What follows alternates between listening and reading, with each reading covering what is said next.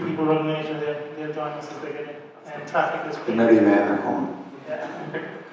Make fun of them if they want to. It's not a film festival, let's take a running late, I think. Thank you again for joining us. I wanted to start off by asking you about playing characters such as Robin Hood, Dracula, Victor Frankenstein. You've done a lot of classic characters who there's a lot of interpretations of them before. Do you find it hard to divorce yourself from stuff you've seen, or how do you approach each character? It is a privilege, first of all, to be involved in storytelling of any kind, and especially, it was very, dare I say, glamorous to be in the movie business. And I certainly enjoyed watching all the classics. In particular, I used to love Peter Cushing and Christopher Lee and Dracula. And of course, Frankenstein and the Boris Karloff movies were. I wasn't mad keen on Frankenstein, to be honest. I wasn't mad keen on Boris Karloff for some reason. So I didn't try to copy him. You know what I mean? Whereas there was something very sinister about Christopher Lee and Peter Cushing and all of them that had an appeal. And to have been given the opportunity to play Dracula, for example, was just amazing. I mean, just to wear the costume. And there was a couple of lovely scenes. It was shot in Hungary, in Budapest, and there was one scene where the character floats, and I was literally on the top of a building, maybe as high as this ceiling here, and I had to have a cloak on and everything. And I imagine this sort of the Danube, the blue Danube was there, and the swing kind of took me right across out over a section of the blue Danube, and I'm pretending that I'm flying, you know. I mean, you don't often get opportunities like that, so it was great fun doing that, and playing that character it was great. And I had a couple of Frankenstein has mixed memories for me. I played the monster, and I remember we went to Las Vegas when it was, I think it was Turner who produced it, and there was given an award up in Las Vegas at some award ceremony. And Randy Quaid was with me in it, and I remember getting the laugh, saying, I bet you wouldn't know which one of us played the monster. Because Randy played the monster, and I played Frankenstein. And the interesting thing about it there was, it's a very philosophical book, and as are most, I think, Gothic horror characters, and there's something, I think, horror movies in some ways penetrate and get deeper into the psyche for all sorts of reasons than your regular type of movie. So something like that, and if I might just move on, one of the greatest privileges I ever had was that I did the very last Twilight Zone, written by Rod Serling, and that was just I was glued every Friday night all the way through the 60s, watching the Twilight Zone on Friday nights at home. Privileged to actually act out Serling's words, I'm sure.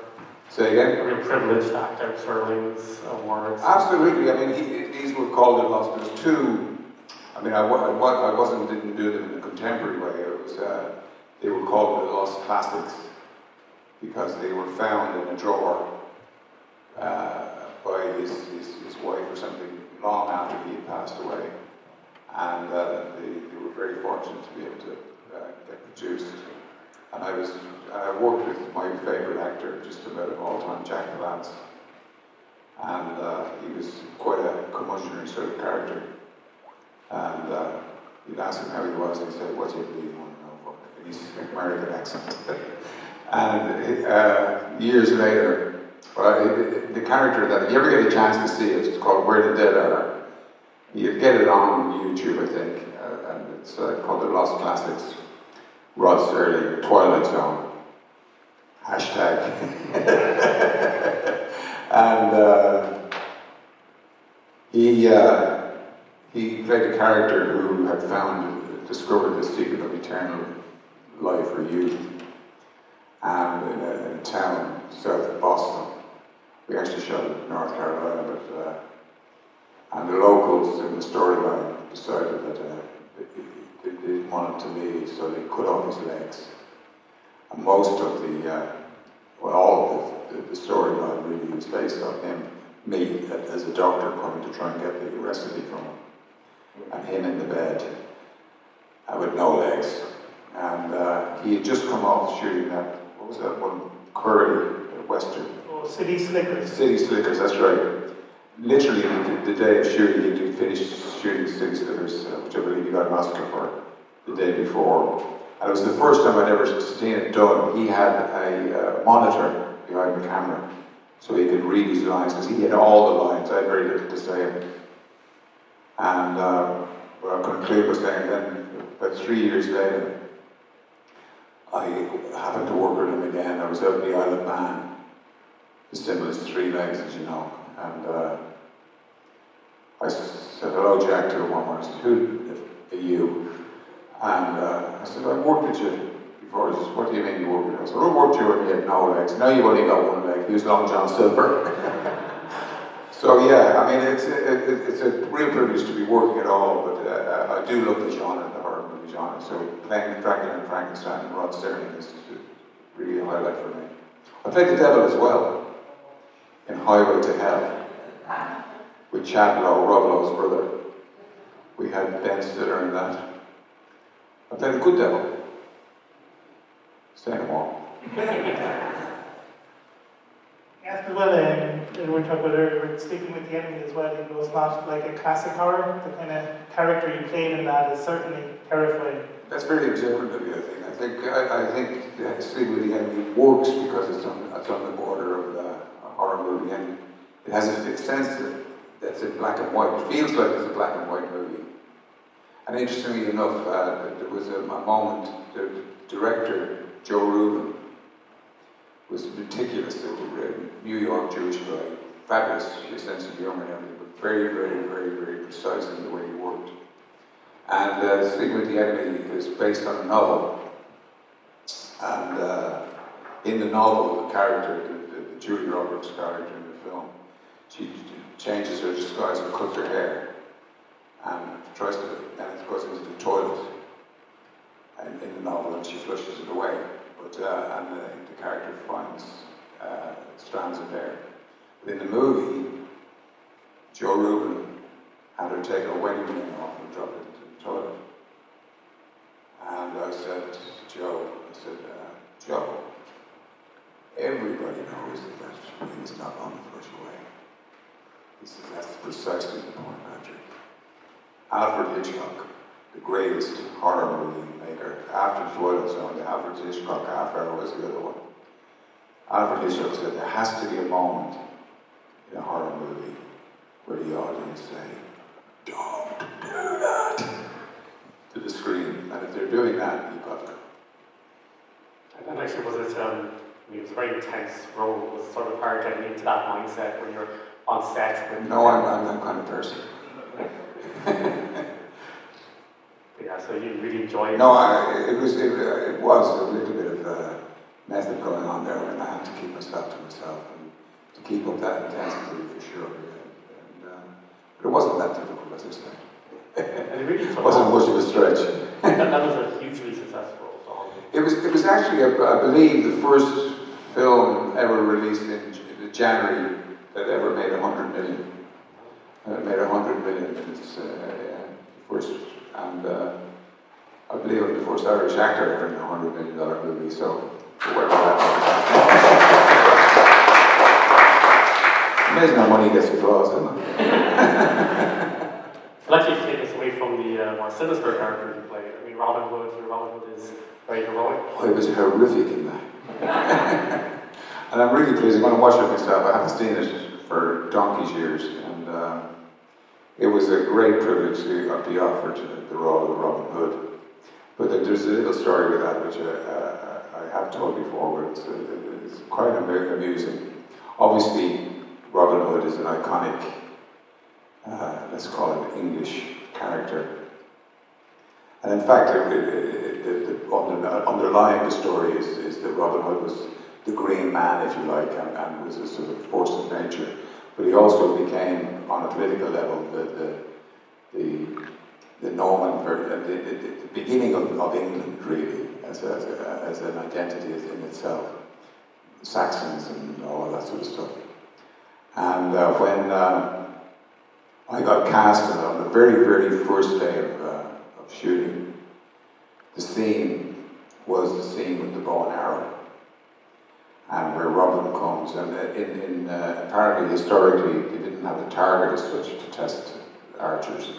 They had a stick, twig like hanging from a tree. It wasn't quite as far as the back of the hall, but it was getting up towards the back of the hall there, away from, say, here. And a number of actors who have since gained fame were part of the merry men behind me. And I knew, as I walked out to take the shot on the very first day, that they were all thinking, what the fuck is that Paddy playing our hero? And never before or since, I walked out, took the bow and arrow, straight through the twig. Looked around and said, all right, guys. And shut them up for the rest of the film. It was good fun, it was great fun, and a great honour to play with them. I've been very lucky with playing these archetypal characters. You got to work with a young Uma Thurman in that as well? Uma Thurman was great in that, yeah. I mean, she was in fact, one of the guys who wanted the role in that was Gary Oldman. And she was dating Gary at the time. And dare I say it, one day I said to her, I said that we were going to work. I said, oh man, why don't we just run away together? And she said, it couldn't possibly be worth it, Patrick. I said, why is that? She said, Gary would find out where we've gone, follow us, and kill us both.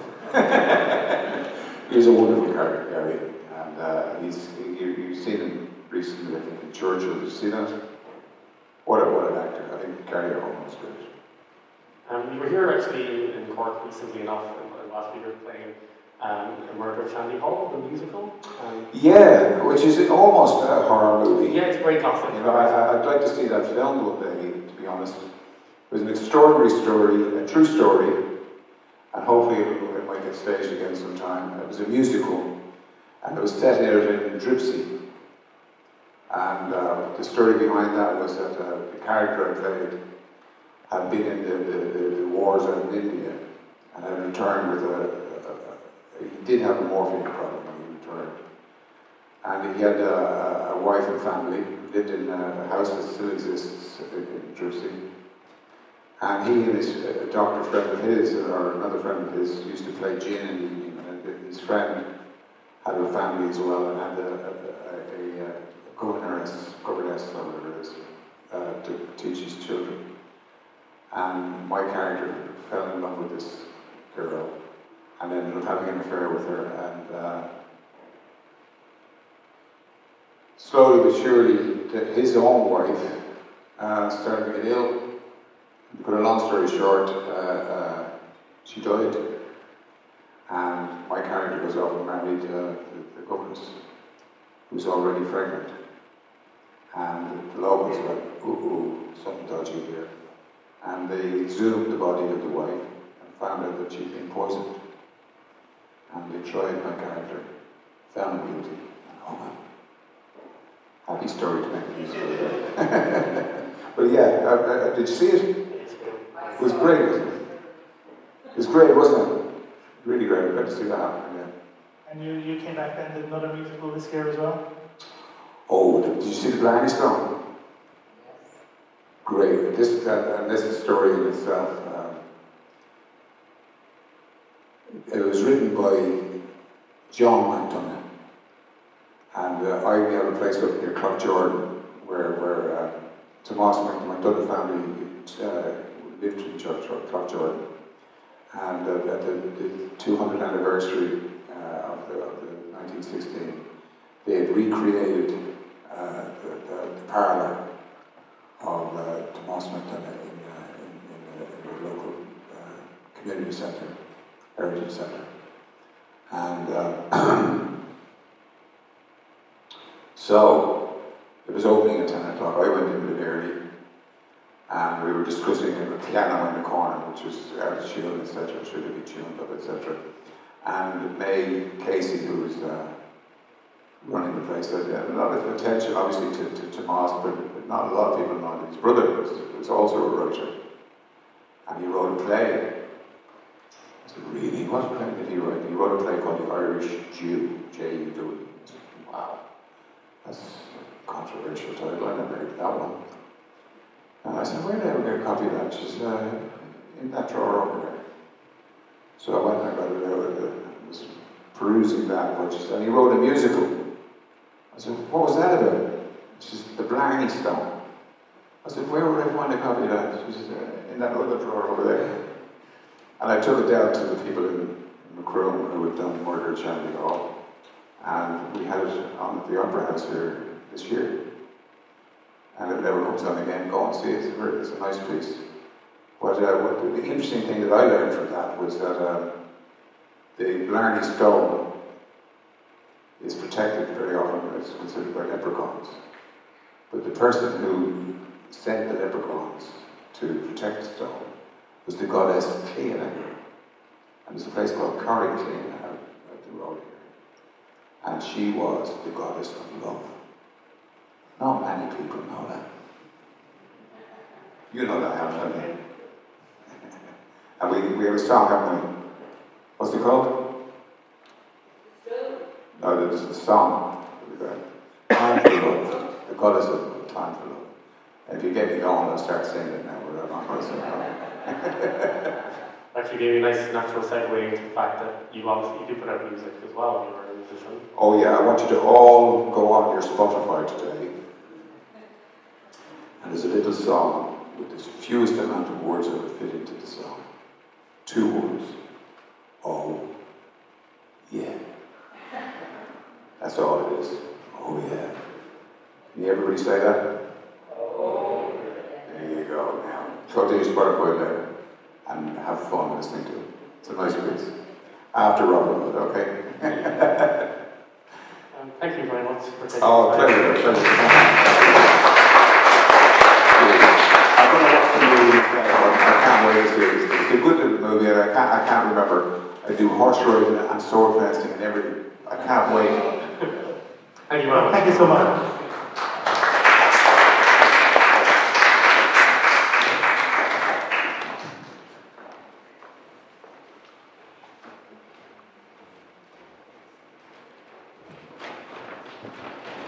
Ladies and gentlemen,